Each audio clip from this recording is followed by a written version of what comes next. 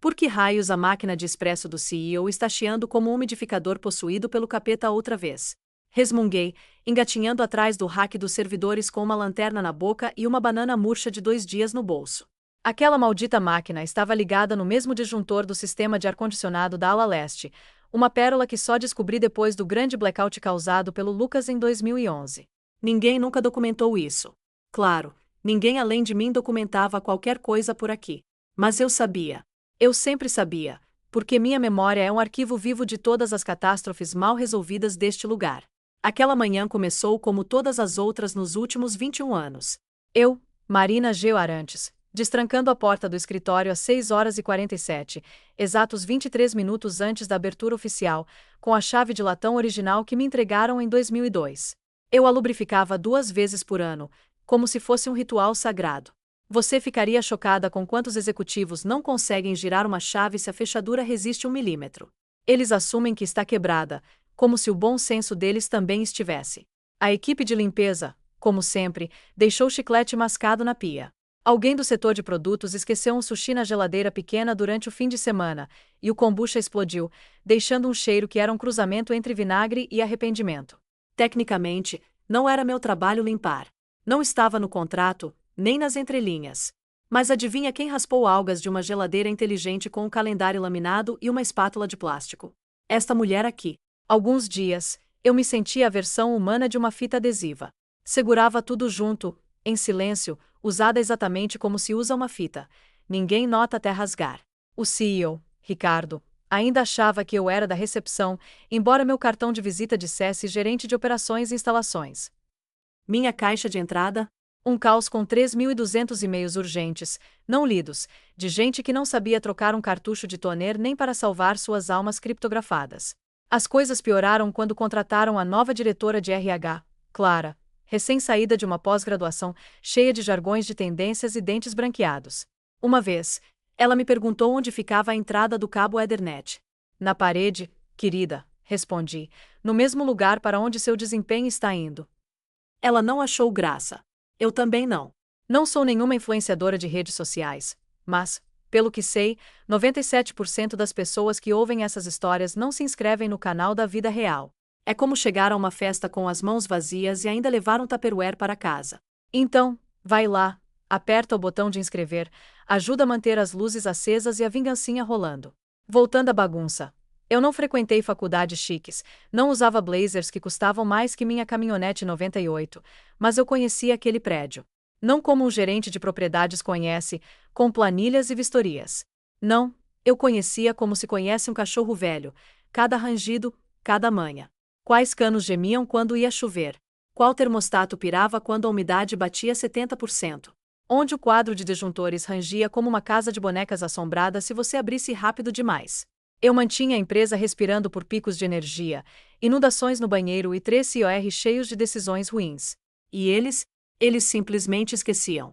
Nenhum reconhecimento, nenhum bônus, nenhuma notinha escrita à mão pelo conselho. Só uma vez, fiquei até tarde desentupindo o banheiro feminino depois que alguém deixou um crachá cair no vaso. Nem pergunta.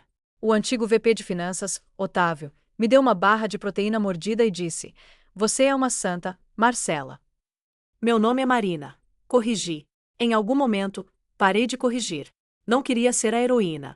Só acreditava em fazer as coisas certas, mesmo que ninguém visse. Aquele contrato de aluguel que nos deixou morar numa área nobre do centro por 1/10 do valor atual? Eu negociei, quando a empresa tinha 5 funcionários e um fax segurado por chiclete. O fundador, André, me perguntou se eu assinava junto. Assinei tudo no meu nome, porque ninguém mais tinha crédito na praça. Não me importei. Eles eram como família. Mas, como a maioria das famílias, eventualmente esqueceram quem mantinha as luzes acesas. Você já entrou numa sala que gerenciou por décadas e percebeu que ninguém te nota, a menos que a impressora trave ou um rato apareça na copa. Essa era eu, invisível até o caos explodir. Aí, de repente, eu era a voz, a faxineira, a salvadora de todos, tudo num só corpo. Deus me livre se o ar-condicionado parasse. Aí, eu virava a Rainha Marina, a redentora do suor. Então, continuei, quieta, competente, inabalável, como um móvel velho que ninguém troca até desabar. Até aquela segunda-feira, quando o RH mandou um e-mail para todos, com o assunto Oportunidades de Realinhamento Estratégico. Em linguagem de RH, isso é como um chefão da máfia dizendo: vem dar um rolê com a gente. Meu estômago gelou. Já tinha visto o setor de contabilidade chorando durante demissões para saber o que vinha por aí. Eu seria a próxima. E não ia chorar. Já estava contando as coisas que eles esqueceram que me deviam, e dessa vez eu não limparia a bagunça deles. O convite chegou às 16h58, bem quando eu raspava um burrito seco de um copo de cobre. Assunto: reunião RH. Sem contexto, sem aviso, só um evento no calendário jogado no meu dia como um cocô numa poncheira. Entrei na manhã seguinte, pontual como sempre, vestindo meu cardigã cinza com um buraco no cotovelo e uma mancha no formato de alagoas. Esse cardigã já tinha sobrevivido a 3 COR, um incêndio no escritório e um chá de bebê surpresa que terminou em divórcio. Era minha armadura. Clara, do RH, já estava na sala de conferências B, sorrindo como a madrasta de um filme de suspense. Ao lado dela, um cara do jurídico que eu nunca tinha visto. Cabelo engomado, sapatos mais engomados ainda e uma pasta que ele acariciava como se guardasse a cura para o câncer. Marina, obrigada por vir, disse Clara, animada. Queríamos conversar sobre uma pequena reestruturação. A palavra reestruturação bateu como um saco de martelos. Eu já tinha traduzido isso para outros, segurado mãos, coberto turnos. Conhecia o roteiro de cor. Primeiro o sorriso, depois a pasta, depois o desculpa que não era desculpa. Estamos indo numa nova direção, ela continuou. Encarei-a. Essa direção não me inclui, né? Silêncio. Então, ela empurrou a pasta pela mesa. Dentro, um pacote genérico de rescisão, com mais burocracia que uma cena de crime no Natal.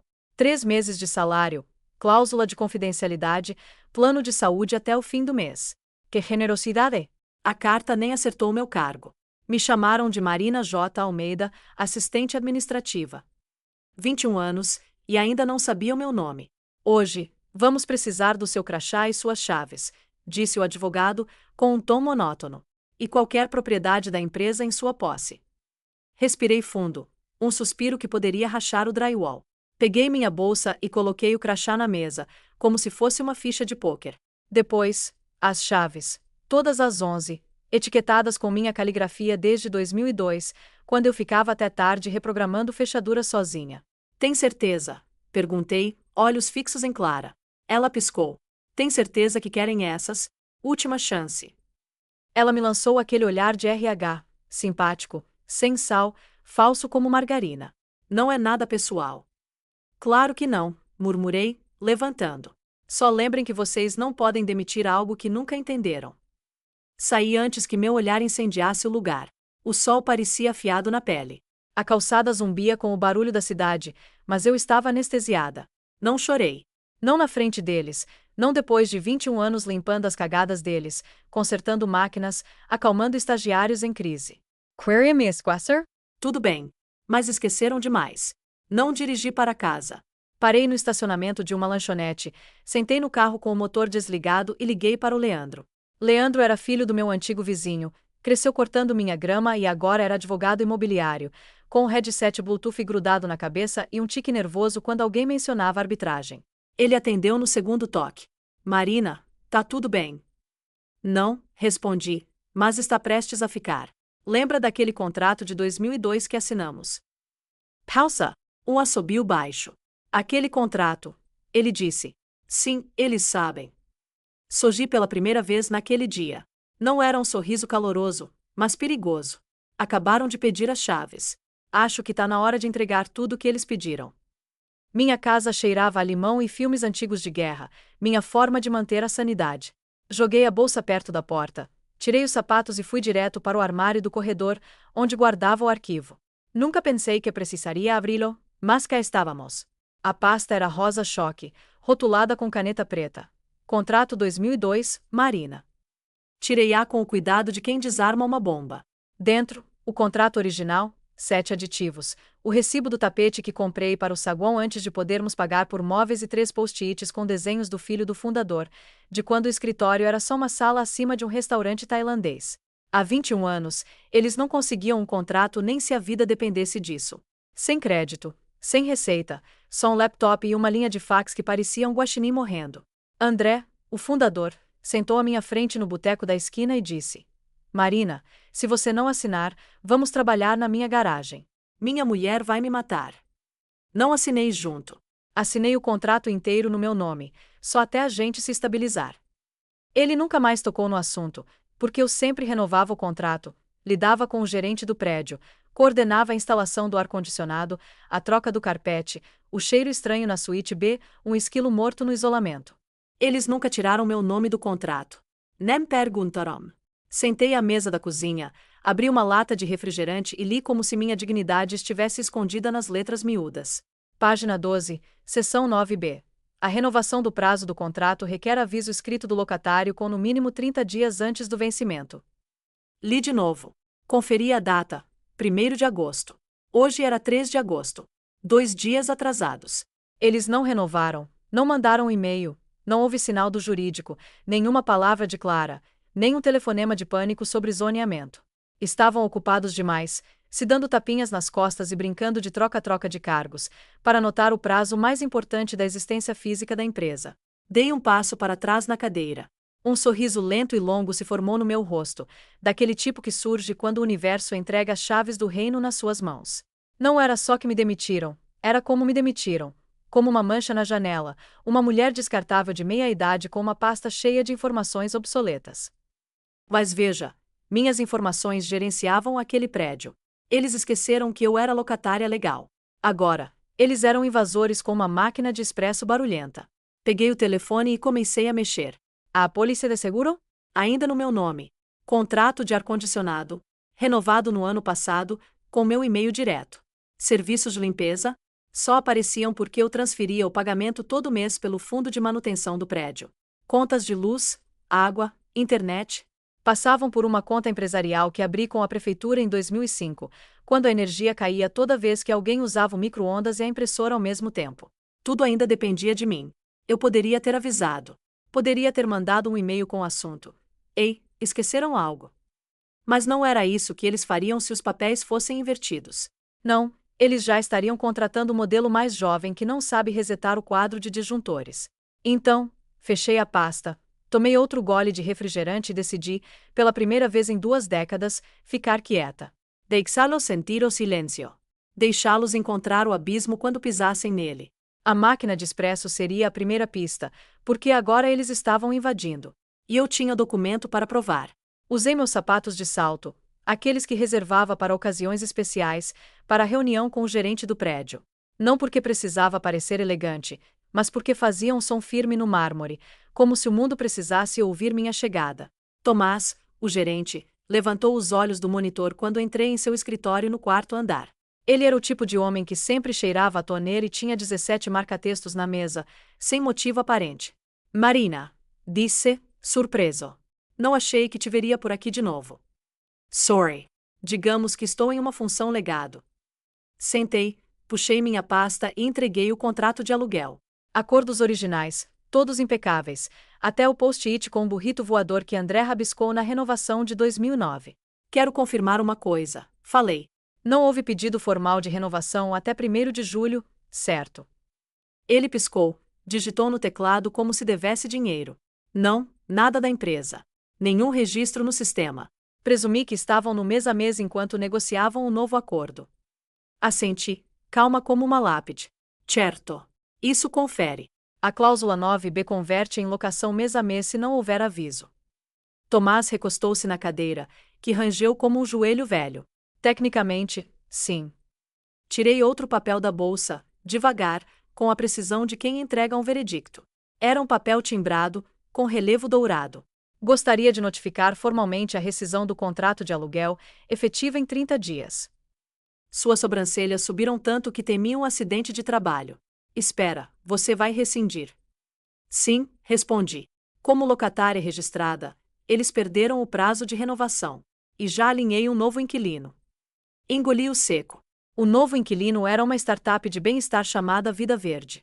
Suco verde, purificadores de ar artesanais, jovens com dinheiro de investidores e uma obsessão por espaço no centro para instalar uma parede de sal do Himalaia e torneiras de kombucha. Conheci a fundadora, Sofia, no mercado de agricultores, enquanto comprava beterrabas. Ela ofereceu 3 vezes o valor do aluguel atual. Tomás passou a mão pelos cabelos ralos. Vai ser uma confusão. Confuso, retroqui, levantando-me. Foi o que me deram depois de 2 décadas de lealdade. Saí antes que ele fizesse mais perguntas. Em casa, abri um documento legal no laptop e preenchi os campos. Autora, Marina de Arantes. Réu, ocupante atual, suítes 2011 a 221. Motivo do despejo: não renovação do contrato, quebra material e sublocação sem notificação. Descobri que alugaram um escritório nos fundos para um consultor de criptomoedas sem me avisar. Mais uma falha deles. Enviei pelo portal do condado, pagando extra para agilizar. O e-mail de confirmação chegou com um toque que me fez sentir mais jovem do que qualquer creme anti-idade. Logo depois, como um relógio, o RH mandou um e-mail. Assunto: confirmação da devolução de propriedade. Querida Marina, esperamos que esteja bem. Entramos em contato para confirmar que você devolveu todos os bens da empresa, incluindo documentos, chaves, crachás e outros ativos físicos ou digitais. Por favor, responda para confirmar. Atenciosamente, Clara. Não hesitei. Cliquei em responder a todos, porque sabia que Clara adorava copiar metade da empresa para parecer ocupada. Minha resposta: sim, incluindo os que vocês esqueceram que eu tinha. Enviei e me recostei na cadeira. Aquele prédio já significou algo para mim. Vi ele crescer de drywall e cabos Ethernet emaranhados para algo brilhante e polido. Comi mais almoços naquela recepção do que na minha própria cozinha. Ri com estagiários, chorei quando perdi meu cachorro e alguém deixou flores na mesa da copa. Mas o amor tem limites, e o meu acabou 2 dias depois que deslizaram aquela pasta na minha frente. Não era só vingança, era recuperação. 2 dias depois, eu estava na minha sala de sol, regando o lírio da paz com uma mão e segurando uma carta registrada com a outra. Envelope pesado, assinatura em tinta, carimbado pelo Tribunal do Condado. Autora: Marina de Arantes. Réu: a empresa nas suítes 2011 a 221. Assunto: notificação de rescisão e solicitação de desocupação. Meu nome no topo parecia surreal, como ver meu próprio obituário tomando café, mas, em vez de morte, era ressurreição. Uma ressurreição de moletom e chinelos ortoédicos. Do outro lado da cidade, o mesmo envelope chegou à recepção às 9h13. Tomás enviou por correio prioritário e mandou uma cópia por e-mail, procedimento padrão. Aviso de 30 dias, inquilino não renovou, novo ocupante agendado. A recepcionista temporária, Bianca, provavelmente pensou que era spam. Jogou no lixo reciclável, entre uma caixa de barras de cereal e uma plastificadora quebrada. Enquanto isso, no andar executivo, o time de liderança lustrava seus egos. Conversa sobre IPO, reformulação da marca. Um deles apresentando slide sobre disrupção de verticais, seja lá o que isso signifique. Vi o slide no LinkedIn depois, uma foto de banco de uma mulher rindo, comendo salada e apontando para um quadro branco. Revolucionária. Estavam ocupados demais, nadando na própria sopa de ambição, para notar a maré recuando. Sentei no sofá e reli a notificação. Não por dúvida, Leandro garantiu que era prova de falhas. Eu só precisava sentir o peso, a consequência. Não era mais uma briga de RH. Era uma bomba relógio embrulhada em burocracia, com um laço vermelho. E eu acendi o pavio. Houve um momento, uns 20 segundos, em que a culpa tentou se infiltrar. Aquele prédio foi minha segunda casa. Eu curei suas rachaduras, acalmei seus gemidos, mantive-o quente e funcionando. Vi casamentos anunciados, bebês nascidos, casos amorosos florescendo e implodindo. Um dia, significou algo. Mas agora era só uma caixa cheia de gente que achava que legado era sinônimo de lento. Dobrei a notificação, guardei no arquivo, atrás dos papéis do meu divórcio e de 2 multas de estacionamento não pagas que eu guardava por esporte. Então, meu telefone vibrou. Era Daniel, da manutenção. Ei, tá bem? Tem algo estranho por aqui. A recepção recebeu um aviso do tribunal, mas ninguém fala nada. O lugar tá esquisito. Daniel era dos bons. Silencioso, sabia trocar lâmpadas fluorescentes sem reclamar. Uma vez, me ajudou a tirar um gambá do forro da copa. Quase respondi tô bem. Soaria falso. Então, mandei. Tô mais que bem, Daniel. Finalmente estão me vendo. Ele não respondeu na hora, provavelmente digerindo os rumores que começavam a se espalhar. Imaginei a confusão. Executivos achando que a carta era um engano, talvez culpassem um fornecedor. Eles eram especialistas em terceirizar responsabilidades, como se fosse o serviço de limpeza. Mas o pavio queimava. e eu já tinha preparado o isqueiro, a gasolina e o extintor, só que bem longe, onde eles nunca chegariam a tempo. A sala de conferências do escritório do Leandro cheirava a café queimado e ambição plastificada, com plantas falsas nos cantos e um pôster motivacional com a palavra sucesso sobre a foto de um alpinista prestes a despencar. Leandro sentou à minha frente, num terno azul risca de giz que o fazia parecer um boneco de ventríloco nervoso. Suas mãos, porém, estavam firmes ao deslizar o documento final da transferência do contrato. É só assinar aqui como locadora atual e na página 4 como autorizadora. Ele hesitou, caneta na mão. Tem certeza disso? Olhei o papel. Frio, clínico, cortante como o sorriso de Clara. Inquilino entrante. Vida verde. Data de início: 31 de agosto, meio-dia. Aluguel: R$ 12.800 mensais, contrato de 5 anos. Linha para assinatura: Marina G. Sarantes. Peguei a caneta. Sem dúvidas. Leandro perguntou se eu não deveria ter feito isso antes. A caneta arranhou o papel como uma guilhotina. E assim, 21 anos de memória institucional foram transferidos para um império de kombucha com modo arde do Pinterest. Leandro Suspiro. Vou entregar ao gerente do prédio hoje à tarde. O juiz já aprovou o despejo. Você receberá o aviso de fixação em 48 horas. Ergue a sobrancelha. Eles terão 48 horas para sair. Ele assentiu. A partir do momento em que o aviso for colocado na porta, não há recurso. Eles perderam o prazo, sublocaram ilegalmente e não responderam aos papéis. Você deu a corda. Eles construíram a forca. Saí do escritório com uma cópia dos documentos numa pasta rotulada a encerramento. Não vingança, nem revanche, apenas encerramento. Um fim limpo, cirúrgico, para 2 décadas sendo invisível enquanto sustentava o teto. Naquela noite, dirigi até o centro da cidade. Tudo parecia mais brilhante, mais frio, como se mergulhado em cromo e arrependimento. Estacionei em frente ao prédio, motor desligado, faróis apagados, e apenas observei. As luzes ainda brilhavam nas suítes executivas, provavelmente queimando horas extras e pedidos de sushi. Clara preparava outra apresentação sobre cultura. Ricardo, o CEO, ensaiava um discurso para investidores no espelho, com o uísque numa mão e uma mentira na outra. Bebi meu café de posto e abaixei a janela. O prédio estava lá, alheio, silencioso, iluminado como na véspera de Natal, cego ao que estava por vir. Olhei para a suíte 221, meu antigo canto, agora ocupado por algum gerente de projetos que acha que AC significa ambiente confortável. Sorri, não por maldade, nem por alegria. Era o sorriso de uma mulher vendo um trem de carga se aproximar de alguém ocupado demais mandando mensagens para perceber. Na manhã seguinte, às 8h13, Clara entrou no prédio como uma manequim confiante, com um latte de amêndoas na mão e escarpins bege batendo no piso como uma trilha sonora particular. Parou na recepção e deu um sorriso forçado para Bianca. Alguma mensagem? Cantou. Bianca piscou. Tem algo estranho na porta. Clara revirou os olhos, provavelmente achando que era outra nota passivo-agressiva do Ti. Na semana passada, alguém colou um meme do Danny DeVito no termostato depois que o ar foi ajustado para 28 graus Celsius. Às 8h07, ela estava no segundo andar.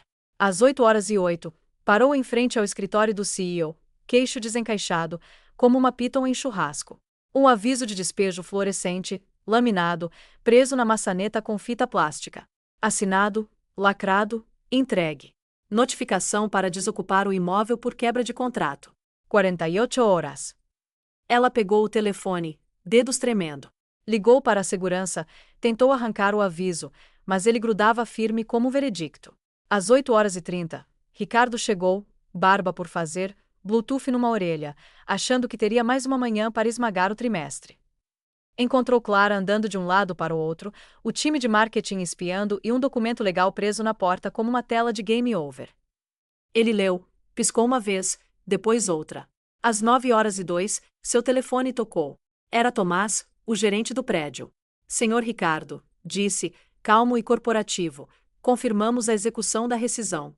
Fomos notificados por correio e e-mail há 2 semanas. Não recebemos resposta. Presumimos que o silêncio foi intencional. Intentional, Ricardo Leixo. Quem ignoraria uma notificação de 30 dias? O sorriso sarcástico na voz de Tomás era audível. Às 9h10, o pânico se instalou. Os executivos chegaram, um a um, reagindo ao papel neon como se fosse uma granada. O RH marcou uma reunião de emergência na sala de vidro, onde a transparência era mais literal que metafórica. Fecharam as persianas até a metade, mas tarde demais. O andar inteiro assistiu ao colapso como se fosse um reality show. Às 10h15, alguém descobriu quem era a autora. Clara abriu seu laptop, puxou os documentos judiciais anexados ao e-mail que ignoraram. Lá estava, claro como o dia. Autora, Marina G. Arantes. Marina, ela sussurrou. Daniel, da manutenção, assentiu solenemente na copa. Eu disse que tinha algo estranho. Enquanto isso, eu estava em casa, no sofá, gato no colo, telefone vibrando como louco. Leandro mandou a primeira mensagem. Está feito. Chamaram a segurança. O oficial chega amanhã. Você é uma lenda. Depois, Daniel. Eles parecem formigas no micro-ondas. Orgulhoso de você. Então, um blog local publicou. Empresa de tecnologia do centro despejada em disputa épica. Informantes citam crise por má gestão. O artigo não me nomeava, mas os comentários esclareceram tudo. Alguém postou uma foto granulada do aviso. Outro escreveu. A gerente de escritório não era aquela que estava lá há 20 anos. Resposta. Pois é, ela sabia onde todos os corpos estavam enterrados. Bebi meu chá. Estava enterrado sob tarefas ingratas e trabalho invisível por 2 décadas. Ninguém me deu flores no dia do administrador.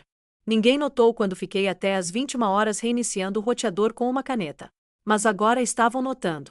E isso nem era o ato final. A ligação chegou às 19h42. Eu estava organizando meu armário de temperos em ordem alfabética. Uma mulher precisa de ordem no mundo caótico. A tela acendeu com o nome de Ricardo, que eu não via desde o jantar de Natal em que ele me chamou de Marcela. Deixei tocar 2 vezes. Atendi na 4ª. Marina falando. Ele não perdeu tempo. Que diabo está acontecendo? Você não pode fazer isso. Rugiu, voz falhando como um adolescente pego com o vape. Coloquei no viva voz, servi um copo de vinho e me encostei no balcão, como se fosse assistir minha série favorita. Porque, na real, eu estava. Posso sim, disse, calma como neve fresca. Ei Fitz, leia seu contrato. Você tá despejando uma empresa inteira. Sabe o que isso significa? O conselho tá surtando. A imprensa tá cercando. Nossos investidores, interrompi com um suspiro. Ricardo, deixa eu te cortar. Você demitiu a pessoa que tinha as chaves. Todas elas. A memória legal e operacional do prédio. Nem perguntou quem assinou o contrato. Só assumiu. Esse é o problema. Você assumiu tudo sobre mim, sobre meu valor. Silencio. Um suspiro ofegante, provavelmente a pressão arterial dele subindo. Você nos pegou de surpresa, disse, tentando bancar a vítima. Não, corrigi. Eu reagi à surpresa.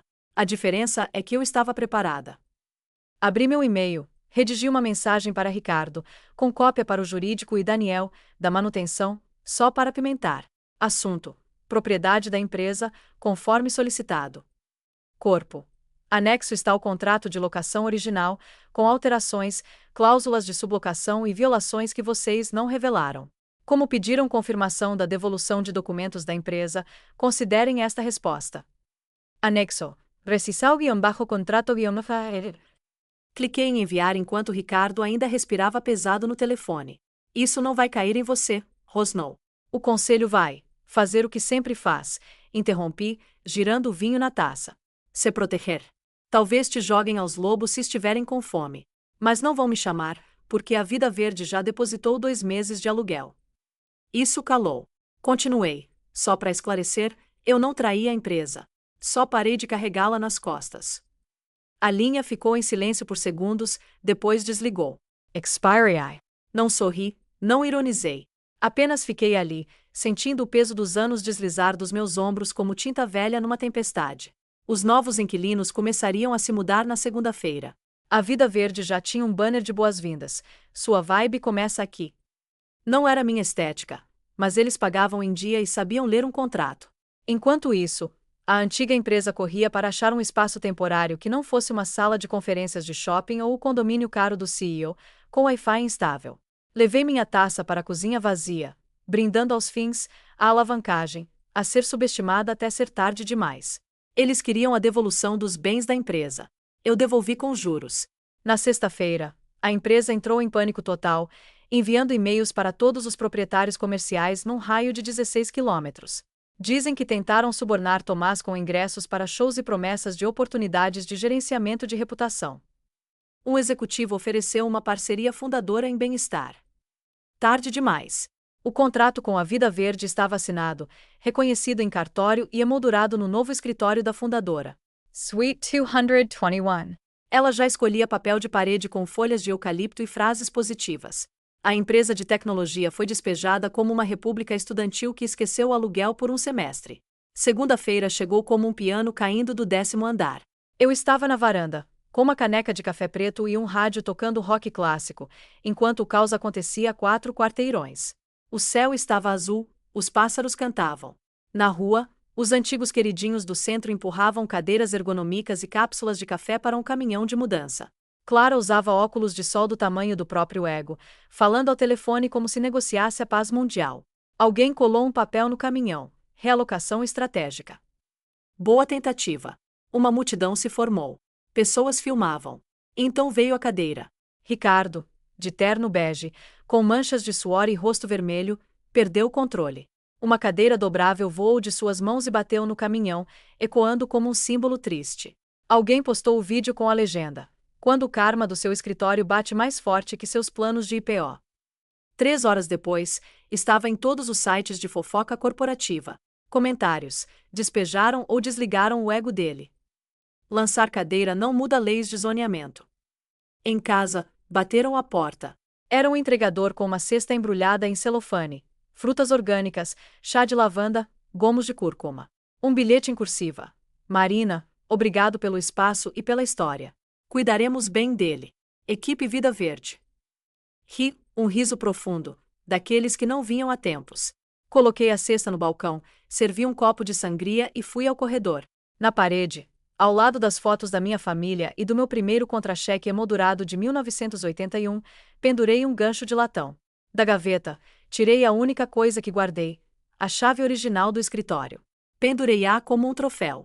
Não porque abrisse algo, mas porque um dia abriu tudo, e agora fechava o capítulo, quieta, legal e permanentemente.